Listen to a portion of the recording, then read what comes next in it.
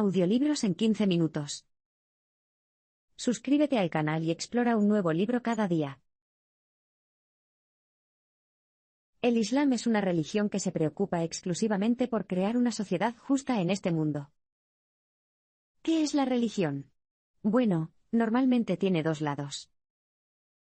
Por un lado, está la espiritualidad, la búsqueda de la trascendencia. Aunque los creyentes deseen retirarse del mundo, una fe puramente personal por lo general permanece fuera de su alcance. Las religiones también tienen una historia externa, en la que se ven obligadas a enfrentarse a las duras realidades de la política de poder. Todas las religiones participan en la batalla global por la supervivencia y la expansión, pero la mayoría considera que esta lucha es un mal necesario que corrompe su ideal sagrado. Tomemos el hinduismo. Considera que los acontecimientos históricos carecen de sentido en comparación con las verdades eternas de la fe. El cristianismo tiene un punto de vista similar. Por eso Jesús les recordó a sus seguidores que el reino de Dios no era un modelo para una nueva sociedad en este mundo, sino una metáfora de la salvación personal. Incluso los filósofos de la Ilustración que defendieron la separación de la Iglesia y el Estado no querían desterrar la religión de la vida pública. Más bien, buscaron protegerlo de las rivalidades políticas. Pensaban que la creencia era un asunto personal demasiado importante como para arrastrarlo a los conflictos cotidianos. Dicho esto, cada religión es un producto de su tiempo. Después de todo, las personas suelen recurrir a la fe porque sienten que el presente es injusto. Pero la trascendencia solo es posible aprendiendo a ver lo divino en este mundo. Esto es lo que el autor denomina puesta a tierra. Esa es otra forma de decir que los objetos reales pueden convertirse en puertas de entrada a la verdad última. Para entender esto, basta con pensar en el papel que desempeñan las rocas sagradas, los templos, las imágenes sagradas y los textos en las grandes religiones. Estos son símbolos terrenales a través de los cuales los fieles encuentran lo divino. El Islam, a diferencia del cristianismo o el hinduismo, no tiene iconos religiosos.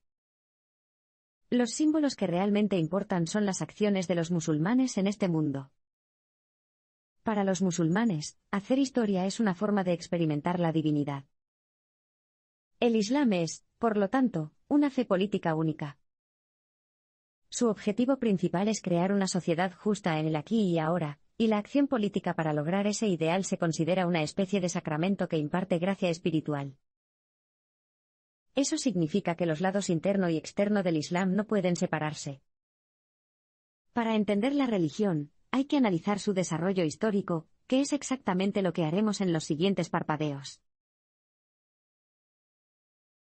El fundamentalismo no es exclusivo del Islam, sino que forma parte de una reacción universal contra la sociedad moderna. El fundamentalismo se ve a menudo como un fenómeno puramente islámico, mientras que los fundamentalistas musulmanes suelen ser descritos como poco más que oponentes fanáticos de Occidente.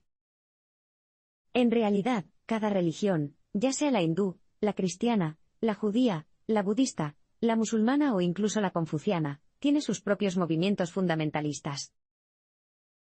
Lo que comparten es el desencanto con la sociedad moderna. Por eso pueden surgir en cualquier parte. La clave no es la geografía, sino la medida en que los creyentes sienten que sus valores están siendo atacados por un laicismo agresivo. Tomemos como ejemplo uno de los primeros movimientos fundamentalistas importantes del mundo moderno. Apareció en los Estados Unidos en la década de 1920, cuando los protestantes intentaron impedir que se enseñara la evolución en las escuelas.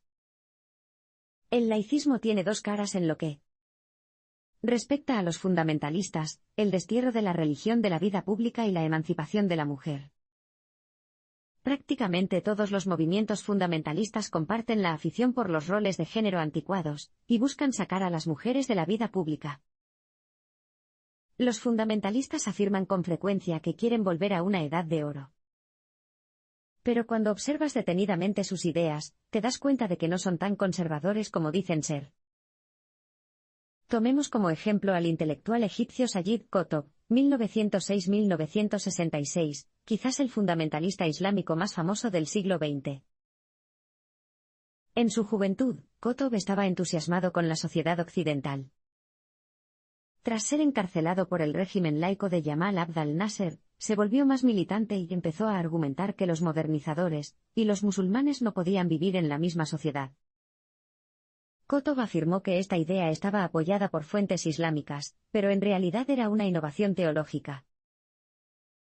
El término coránico jahiliyya o ignorancia fue utilizado tradicionalmente por los musulmanes para referirse al período preislámico antes de que el mensaje de Mahoma trajera la iluminación. Qutb lo reinterpretó para referirse a todos los modernizadores, incluso a los musulmanes, y argumentó que había que luchar contra cualquiera que fuera ignorante. Sus seguidores llevaron esta idea a su extremo lógico y antiislámico y comenzaron a asesinar a líderes musulmanes con los que no estaban de acuerdo, como el sucesor de Nasser, Anwar al-Sadat, 1918-1981. Los talibanes en Afganistán se inspiraron en Qutb e hicieron caso omiso de las normas coránicas. La mayoría de sus miembros pertenecen a la tribu pastún y persiguen a las minorías étnicas, a pesar de que el Corán prohíbe el chauvinismo étnico. Mientras tanto, el pésimo trato que dan a las mujeres está completamente en desacuerdo con el ejemplo de Mahoma. Irónicamente, es el deseo de los fundamentalistas de volver a un pasado prístino lo que socava el mensaje de paz y compasión del profeta en el presente. El mensaje de Mahoma fue una respuesta a una crisis espiritual en la sociedad árabe del siglo VII. El profeta del Islam, Mahoma, nació en la Meca, Arabia, en el 570 d.C. Recibió su primera revelación en 610 durante su retiro anual a las montañas de las afueras de la ciudad para orar y ayunar en el mes sagrado del Ramadán. Allí, una presencia poderosa lo despertó y escuchó las primeras palabras de una nueva escritura árabe brotando de su boca. Fue una respuesta a la profunda crisis espiritual de la sociedad árabe. Mahoma pertenecía a los Quraysh, una poderosa tribu cuyo control sobre el comercio en la península arábiga los había hecho increíblemente ricos. Sin embargo, el nuevo espíritu mercantil abrazado por esta élite de la Meca había desplazado los valores más antiguos, como la justicia social, y preocupaba a quienes consideraban que el cuidado de los pobres y los débiles era un deber sagrado. También había inquietud religiosa. Muchos árabes creían que su Dios supremo, Allah, el Dios en árabe, era la misma deidad adorada por cristianos y judíos. Sin embargo, a diferencia de esas religiones, a los árabes nunca se les había enviado un profeta propio. La gente se preguntaba si el ciclo interminable de guerras y venganzas mortíferas de Arabia se debía al hecho de que los árabes eran una raza perdida excluida de los planes de Dios. Mahoma, un profeta árabe, parecía tener la solución, pero al principio solo les contó sus revelaciones a su esposa Jadija y a su primo, un cristiano. Finalmente lo convencieron de que Dios había hablado a través de él. En 612, presentó sus recitaciones, el significado original del Corán, la escritura del Islam. Su mensaje era sencillo. La obsesión de los Quraysh por la riqueza privada los hizo arrogantes e injustos, desafiando la voluntad de Dios de que todos se sometan a él, y su deseo de que los humanos se traten unos a otros con humildad y compasión. Si no cambiaban sus costumbres, advirtió Mahoma, Dios los arruinaría. Los primeros musulmanes adoptaron rituales que enfatizaban este espíritu igualitario. Pagaron el zakat, una limosna para los pobres deducida de sus ingresos, ayunaron durante el mes del Ramadán para recordar el sufrimiento de los menos afortunados y realizaron el salat, postración ritual ante Dios para purificarse del orgullo. La sencillez del Islam y su enfoque en la justicia le hicieron ganar un pequeño número de seguidores, pero no todos fueron receptivos al mensaje de Mahoma. Como veremos en un abrir y cerrar de ojos, la clase dominante de la Meca no estaba contenta con el crecimiento de este nuevo movimiento. El Islam se enfrentó a una fuerte oposición por parte de la élite de la Meca cuando comenzó a crecer. Mahoma acumuló seguidores de alrededor de 70 familias. La élite de la Meca inicialmente prestó poca atención al Islam. La consideraban una secta sin importancia y a su supuesto profeta un fraude. Eso cambió alrededor del año 616, cuando las relaciones entre la clase dominante de la ciudad y los musulmanes se rompieron. Se destacaron dos cuestiones: la oposición del Islam al despiadado capitalismo de la Meca, y la creciente sensación entre su élite de que Mahoma buscaba una posición política. Ambos puntos tenían dimensiones teológicas y políticas. Los musulmanes tenían más en común con los cristianos y judíos monoteístas que con los gobernantes mayoritariamente paganos de la Meca. Cuando oraban, miraban a Jerusalén. Y, al igual que los judíos y los cristianos, creían en el juicio final de Dios sobre la humanidad después del fin del mundo. Entonces, ¿por qué molestó eso a la élite de la Meca? Bueno, la idea de que todos fueran juzgados implicaba que serían condenados por su codicia y por no cuidar a los pobres. Luego estaba Mahoma, un predicador que afirmó que su mensaje provenía directamente de Dios, y tenía una relación especial con la clase baja de la Meca. Aunque el Corán lo describía como un nadir o avisador sin ningún papel político, muchos miembros de la élite pensaban que se trataba simplemente de una cortina de humo que ocultaba las verdaderas ambiciones de Mahoma. La figura principal de la oposición al Islam era Abu al-Hakam, un miembro de los Quraysh que ocupaba una posición poderosa como asesor de los gobernantes de la Meca.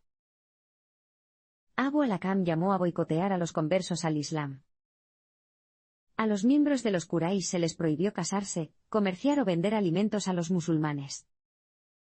La estrategia llevó a la ruina financiera de los comerciantes musulmanes, y a una grave escasez de alimentos que contribuyó a la muerte de la esposa de Mahoma, Jadija.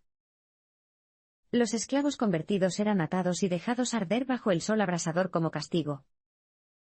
La amenaza para los musulmanes aumentó cuando el tío de Mahoma, Abu Talib, murió en 619. Talib había sido el wali o protector del profeta. En la sociedad tribal árabe, no tener un wali significaba que se podía matar a alguien sin que el agresor tuviera que vengarse. Algo tenía que ceder. La solución se presentó cuando una delegación de jefes de tribus de la cercana ciudad de Yatrib se acercó a Mahoma y le propuso un pacto. Su oferta cambió la historia del Islam para siempre. Mahoma construyó la primera sociedad islámica en Medina, su base en la guerra contra la Meca. Yatrib, un asentamiento a 250 millas al norte de la Meca, se enfrentó al desastre tras siglos de disputas entre sus habitantes.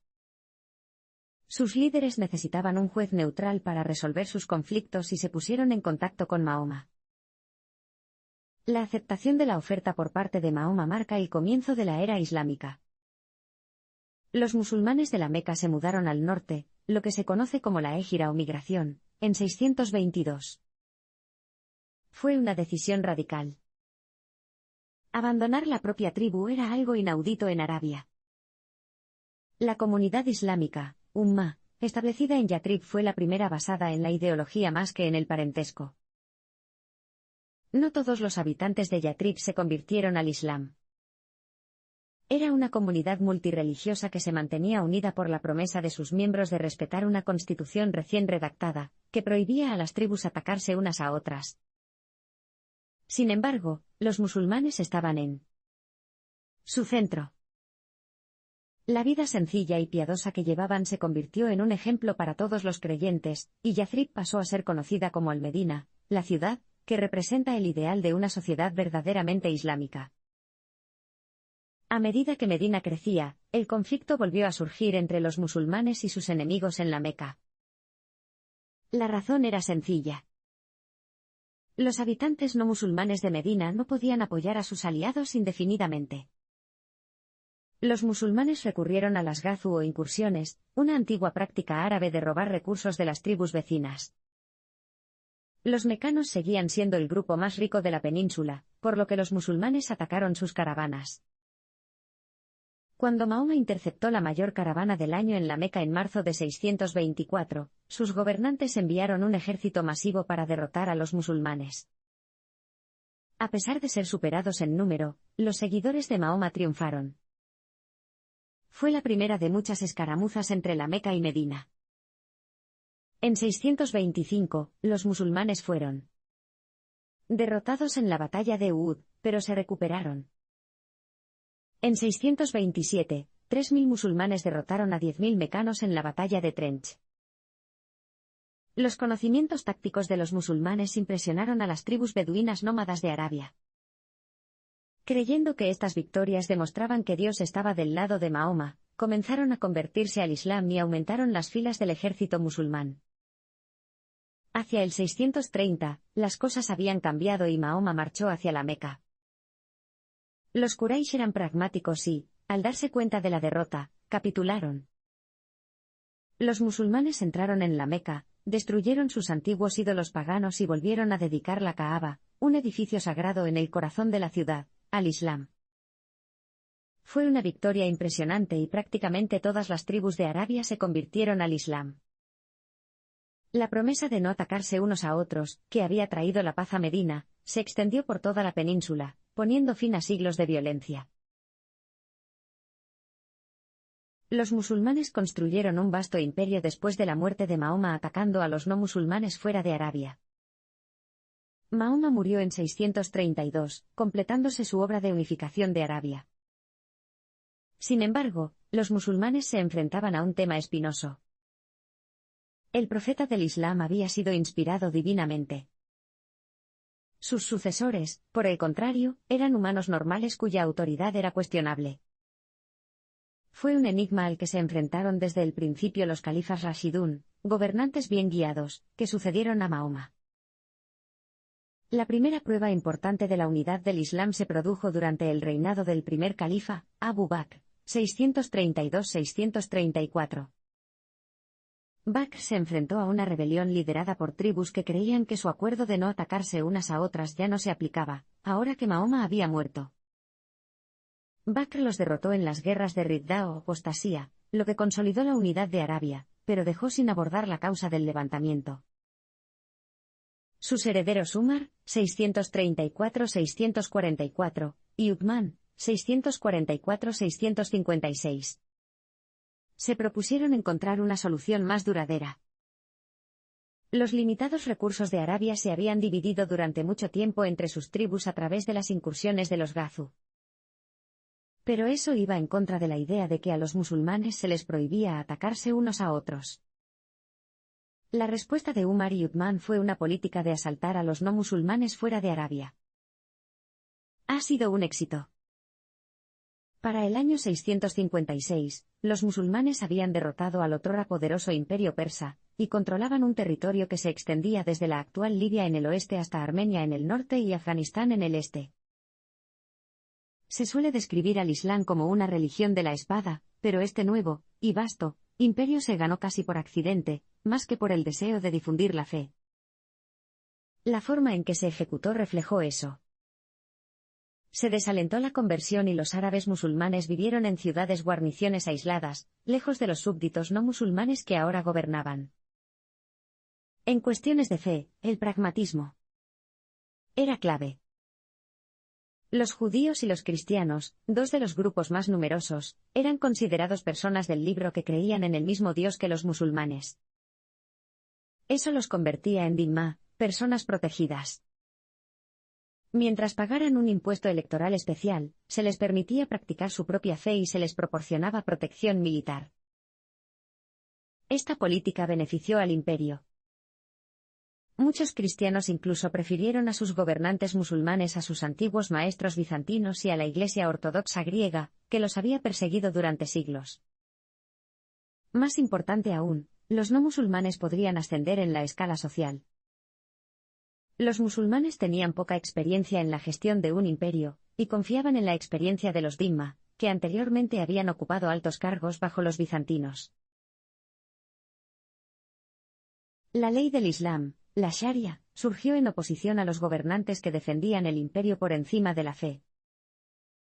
A los califas guiados correctamente les sucedieron dos dinastías, el califato omeya, 661-750, y el califato abasí, 750-1258. Consolidaron el imperio construido después de la muerte de Mahoma, pero se esforzaron por conciliar la tarea práctica de gobernar y los valores islámicos primitivos. Esto se debía a que consolidar y administrar un vasto imperio requería una monarquía centralizada y absoluta. Eso ofendió la desconfianza de larga data de los árabes hacia la realeza, así como el igualitarismo del Corán. Peor aún, en lo que respecta a muchos musulmanes, la monarquía absoluta creó una clase dominante en torno a la corte del rey, una cultura y un estilo de vida que carecían de cualidades distintivas islámicas. La sospecha de que los principios islámicos se estaban erosionando se confirmó cuando el primer gobernante omeya, Muawiyah, 661-680, eligió a su hijo Yazid como su sucesor. La mayoría de los musulmanes creían que la cercanía con el profeta, no con el gobernante actual, debía determinar la sucesión. Los opositores de Yazid argumentaron que el legítimo heredero era Husayn, el nieto de Mahoma, pero cuando marcharon hacia la capital imperial de Irak para reclamar su derecho, Husayn y sus seguidores fueron masacrados por las tropas omeyas. Los asuntos económicos prácticos también impidieron la aplicación de los ideales islámicos.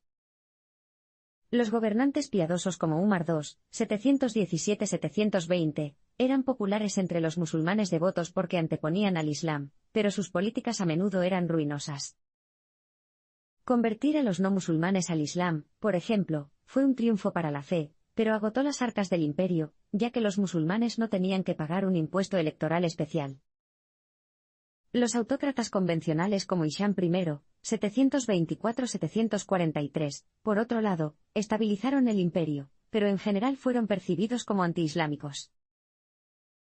Así, muchos musulmanes comenzaron a prestar más atención a la Sharia, la ley del Islam. Los eruditos piadosos creían que las autoridades imperiales no vivían según el Islam por sí mismas ni enseñaban sus doctrinas a la gente común, muchos de los cuales se habían convertido recientemente, y tenían una comprensión irregular de la religión. Fundaron escuelas especiales para instruir a los musulmanes, y surgió una nueva clase de expertos religiosos, los ulamas. Libros como Debid en paz, un estudio sobre la vida de Mahoma realizado por el teólogo medinano Malik ibn Anas, 711-795, se escribieron para guiar a las personas hacia el verdadero Islam. Malik, al igual que otros miembros del ulama, interpretó la Sharia en términos políticos. Querían restringir los poderes de los gobernantes y elevar el ejemplo de Mahoma. También destacaron el igualitarismo, que brinda protección a los pobres. Todos los musulmanes, decían, tenían el deber de obedecer a Dios, y ninguna institución estatal o clero debía interferir. La formalización de la Sharia fue un movimiento contracultural y de protesta contra las injusticias actuales. El Islam vivió una edad de oro cuando su imperio se volvió menos centralizado. En el siglo X, estaba claro que el islamismo no podía funcionar eficazmente como una sola unidad política. La posición de líder supremo, califa, se mantuvo, pero fue en gran medida simbólica. Cuando el antiguo imperio se dividió en regiones separadas, a muchos musulmanes les preocupaba que el propio Islam estuviera en declive. Se equivocaron, era el comienzo de una edad de oro. En el corazón de este renacimiento estaban las regiones separatistas. El poder real estaba ahora en manos de los gobernantes locales que establecieron sus propias cortes y dinastías, como los samánidas que gobernaron Irán entre 874 y 999. El reino español de Al-Ándalus se estableció en 912 antes de caer en 1085. Mientras tanto, los fatimíes fundaron un imperio de Oriente Medio y África del Norte con sede en El Cairo en 909, y solo fueron desplazados en 1171. Las ciudades bajo el control de estas dinastías se convirtieron en centros de aprendizaje. La teología y la filosofía florecieron en el Cairo fatimí, donde en la década de 970 se fundó Al-Azhar, que hasta el día de hoy es la universidad islámica más importante del mundo. Samanid Bujará, una ciudad del Uzbekistán contemporáneo, se convirtió en sinónimo de erudición gracias a pensadores como Ibn Sina, 980-1037, un erudito conocido como Avicena en Occidente, que tradujo textos de Aristóteles y escribió tratados de medicina y matemáticas. La ruptura del antiguo imperio también reformó el Islam, forjando un sentido de comunidad islámica que no dependía del apoyo estatal. Las nuevas dinastías no estaban en gran medida interesadas en la vida de sus súbditos. Apoyaban las artes y el aprendizaje, pero estaban más preocupados por los asuntos militares y la vida de la corte. Eso significaba que la instrucción religiosa quedó en manos de los ulamas independientes. Comenzaron a construir las primeras madrazas, escuelas que enseñan las ciencias islámicas. Fue aquí donde los musulmanes encontraron obras de figuras como el literato persa Al-Ghazali, 1058-1111, un famoso defensor de un Islam menos ritualista y más espiritual. Ideas como las de Al-Ghazali se difundieron por todas partes. Los llevaban libros y eruditos mientras viajaban de escuela en escuela por todo el mundo islámico. Dado su poder y movilidad, se convirtieron en el pegamento que mantenía unida a la sociedad musulmana, dividida en diferentes unidades políticas. Cada vez más, los musulmanes no se identificaban con imperios o estados específicos, sino con un Dar al-Islam transnacional, la casa del Islam que unía a todos los musulmanes, dondequiera que vivieran. El ascenso de Occidente en el siglo XVIII tuvo como resultado la colonización del mundo islámico. Los países islámicos estuvieron entre los más avanzados de la época medieval. El arte y la ciencia florecieron, y el árabe se convirtió en un idioma de aprendizaje que se extendió por todo el mundo. Europa, por el contrario, se estancó. No fue hasta el siglo XIII cuando comenzó a ponerse al día con el mundo islámico. En el siglo XVI, ya había avanzado. En el siglo XVIII, dominó. Entonces, ¿qué había detrás de este cambio? Bueno, Europa experimentó una transformación social revolucionaria que le permitió superar a todas las demás sociedades. La clave era el desarrollo tecnológico y la inversión de capital. Al aprovechar las nuevas tecnologías y reinvertir las ganancias, los europeos pudieron superar los límites naturales del crecimiento y reproducir sus recursos indefinidamente. Eso impulsó una era extraordinaria de innovación. El crecimiento económico impulsó el cambio social e intelectual.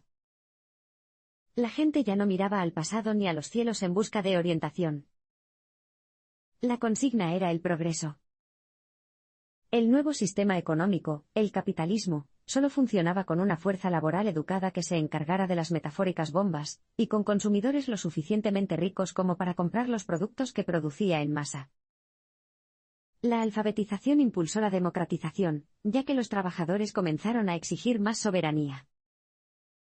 La obsesión por la eficiencia también hizo que la vida fuera más secular. El desarrollo social era demasiado importante como para permitir que las diferencias religiosas se interpusieran. La revolución no solo cambió el rostro de Europa, sino que transformó el mundo entero. Eso significaba una cosa para los no europeos: el colonialismo.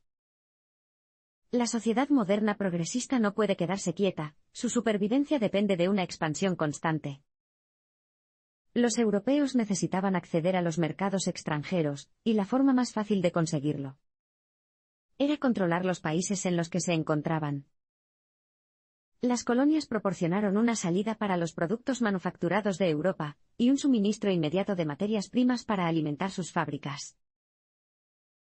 Entre los siglos XVIII y XIX, prácticamente todos los países musulmanes quedaron bajo control extranjero.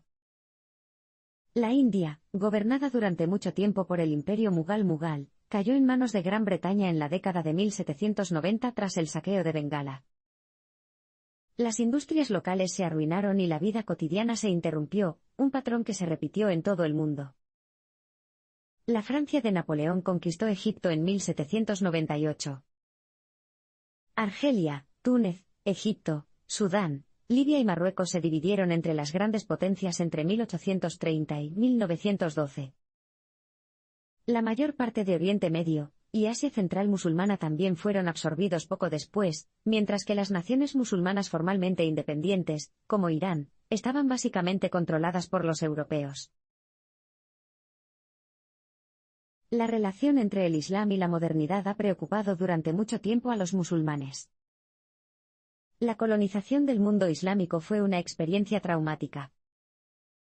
Las autoridades europeas interrumpieron las costumbres y jerarquías establecidas. Lo que más preocupaba a muchos musulmanes era lo que esto significaba para el propio Islam. El Corán afirma que una sociedad que se somete a la voluntad de Dios no puede fallar. Entonces, ¿qué ha ido mal en los países musulmanes? Una respuesta fue que simplemente no habían podido seguir el ritmo. Muchos afirmaron que todo lo que tenían que hacer era imitar a Occidente y sus sociedades. Los gobernantes de los estados que no habían sido colonizados intentaron modernizar sus países a una velocidad vertiginosa. Tomemos como ejemplo a Muhammad Ali, 1769-1848, el gobernante del Egipto otomano. Reformó el ejército, adoptó la tecnología occidental, confiscó todas las propiedades religiosas y marginó a las autoridades religiosas. Creía que ser moderno era ser secular. Los gobernantes del siglo XX de los estados recién independizados estuvieron de acuerdo. Atatürk, 1881-1938, de Turquía, Muhammad Reza Shah, 1919-1980, de Irán, Yamal Abdel Nasser de Egipto, 1918-1970, y Saddam Hussein de Irak, 1937-2006, reprimieron agresivamente el Islam y gobernaron con mano de hierro a sus súbditos cada vez más alienados. Estos intentos de separar la religión de la política iban en contra de la creencia de larga data de los musulmanes de que no podían dividirse. Peor aún, no fueron eficaces. Cada intento de imitar a Occidente parecía terminar en fracaso. Como señalaron los críticos de la modernización de los gobiernos, como el activista de origen iraní Yamal al-Din, 1839-1897, Occidente tardó siglos en desarrollar su cultura única y se basó en sus propias tradiciones. Si los musulmanes quisieran entrar en la era moderna, tendrían que hacer lo mismo y crear una modernidad islámica. La imitación, argumentaron al-Din y otros, no podía funcionar. Porque el Estado occidental moderno no solo es secular, sino también democrático y nacional. Ambos se sienten incómodos con las ideas islámicas. Tomemos como ejemplo la democracia. No es incompatible con el Islam, al fin y al cabo, los califas guiados correctamente que sucedieron a Mahoma fueron elegidos por mayoría de votos. Sin embargo, el mantra occidental de gobierno del pueblo, por el pueblo y para el pueblo es difícil de cuadrar con la creencia de los musulmanes de que solo Dios puede legitimar el gobierno. Y los intentos de crear una democracia islámica a menudo no han tenido en cuenta los intereses geopolíticos. Los gobiernos occidentales acogieron con satisfacción el golpe que impidió que el Frente Islámico de Salvación ganara elecciones libres en Argelia en la década de 1990, por ejemplo, a pesar de su compromiso con la democracia. Luego está el nacionalismo. Los musulmanes se consideran miembros de una ummah o comunidad islámica que es más grande que las naciones individuales. Esa es la primera cuestión. En segundo lugar, muchos musulmanes se encontraron viviendo junto a grandes poblaciones cristianas en nuevos estados multirreligiosos, como el Líbano y Sudán, cuyas fronteras habían sido trazadas arbitrariamente por las potencias coloniales, lo que dificultaba la construcción de una identidad nacional islámica.